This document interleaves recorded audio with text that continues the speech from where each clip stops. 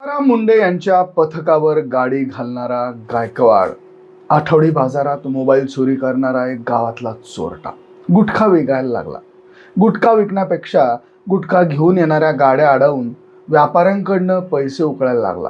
त्यात जास्त नफा आहे हे त्याच्या लक्षात आल्यानंतर या आठवडी बाजारातल्या चोराने स्वतःची गँग तयार केली आणि खंडणी उकळायचा व्यवसाय सुरू केला.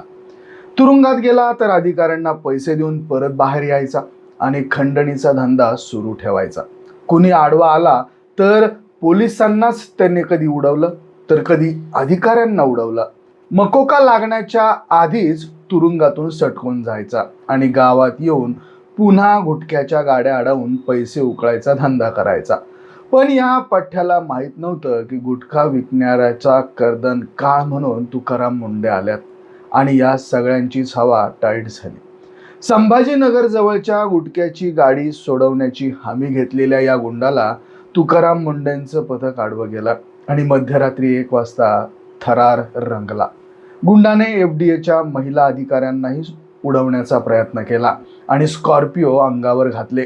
गोळ्या घाला म्हणून स्कॉर्पिओतून पळ काढणाऱ्या परशुराम गायकवाड याचा मोबाईल चोराचा इतिहास नेमका काय आणि हा चोर अट्टल गुन्हेगार कसा बनला त्याची माहिती या व्हिडिओच्या माध्यमातून आपण घेऊया. प्रतिबंधित गुटखा आणि पान मसाल्याच्या वाहतुकीवर कारवाई करण्यासाठी गेलेल्या FDAच्या पथकावर गुटखा माफियांनी संभाजीनगर जिल्ह्यातल्या वाळूज परिसरात रहीमपुरा भागात हल्ला केला. अधिकाऱ्याच्या अंगावर भरधाव स्कॉर्पिओ घालण्याचा प्रयत्न करण्यात आला. या थरारक घटनेत अधिकारी बालंबाल बचावले, पण हा थरार अत्यंत जीवघेणा होता.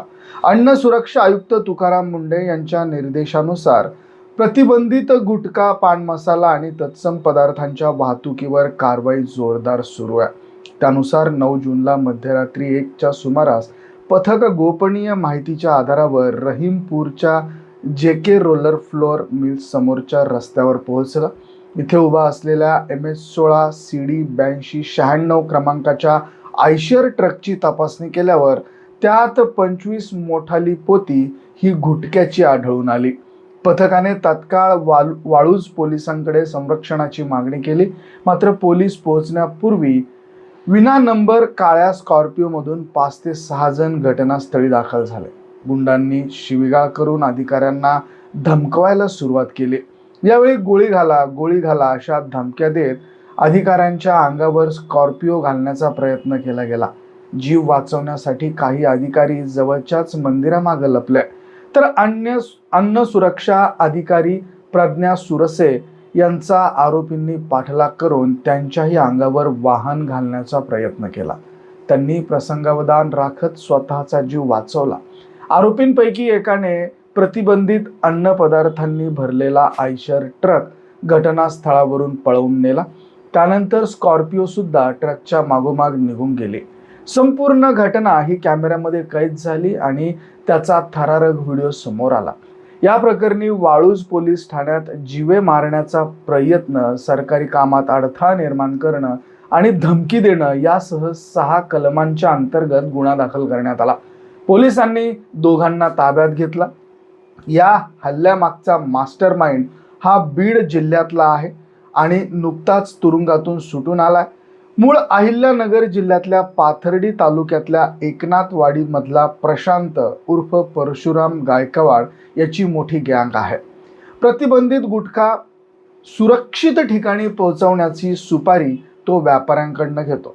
वयाच्या 12व्या वर्षापासून मोबाईल चोर अशी ओळख मिळवलेला परशुराम सुरुवातीला एकनाथवाडी आणि आसपासच्या गावांमध्ये ज्या आठवडी बाजार भरत असतात तिथे मोबाईल आणि पॉकेट मारणं असं काम करायचा, चोरी करायचा. नंतर तो गुटखा विक्री करायला लागला आणि येथूनच त्याला मोठा पैसा दिसायला लागला. एकनाथवाडीत 4 एकर शेती, आईवडील आणि पत्नी अशा कुटुंबासह राहणाऱ्या परशुराम गायकवाडने गुटख्याची वाहतूक करणाऱ्या गाड्या अडवायला सुरुवात केली. या गाड्या अडवायच्या आणि नंतर खंडणी किंवा पैसे मागून सोडून द्यायच्या आणि त्या बदल्यात व्यापाऱ्यांकडनं लाखों रुपयांची खंडणी तो वसूल करायला लागला आणि असा धंदा त्याने सुरू केला. असं म्हटलं जातं की परशुराम गायकवाडचं कोणत्याही बँकेत खातं नाही, पण खंडणीचा पैसा तो गँगमधले सदस्य आणि स्वतःच्या शेतात पेट्यांमध्ये पुरवून ठेवलेले. गेल्या महिन्यात दरोडा टाकायच्या आधीच पोलिसांनी पकडल्यामुळे परशुराम गायकवाडच्या टोळीने पोलिसांच्या अंगावर गाडी घालण्याचा प्रयत्न केला होता. या गायकवाडने काही महिन्यांपूर्वी बीडमध्ये एका तरुणाला स्कॉर्पिओ खाली चिरडून मारलं होतं आणि त्यानंतर तो तुरुंगातही गेला होता. पण तुरुंगातून काही महिन्यांच्या आत तो सुटून आला आणि सुटून आल्यानंतर एकनाथवाडीतून पुन्हा खंडणीचा व्यवसाय त्याने सुरू केला. मूळ पाथर्डी तालुक्यातल्या हा गायकवाड बीडमधनं गँग चालवत होता. तरुणाच्या हत्येनंतर तो पुन्हा गावात स्थायिक झाला होता. तुरुंग अधीक्षकाला 5 लाख रुपये देऊन सुटून आल्याचा त्याच्यावरती आरोप आहे आणि संबंधित तुरुंग अधीक्षकही सध्या चौकशीच्या फेऱ्यात आहेत.